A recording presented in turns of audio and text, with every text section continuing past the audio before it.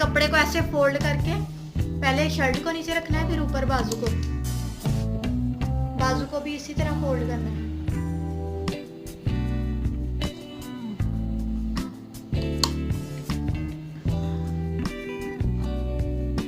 सिलाई के साथ सिलाई को मिला के फिर सिलाई करना शुरू करना है।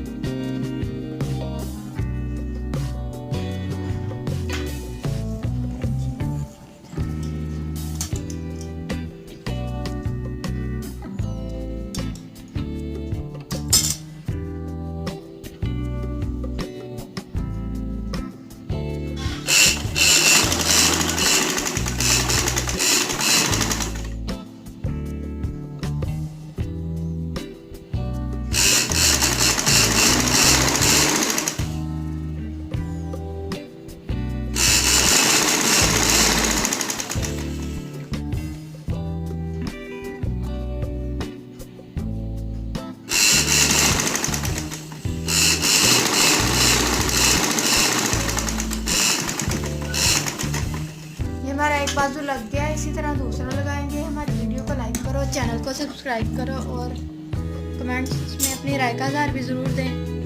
अब हम दूसरा बाजू लगाते हैं। ये हमारे बाजू लग के तैयार हो गए हैं। कैसी लगी हमारी वीडियो हमें ज़रूर बताइएगा।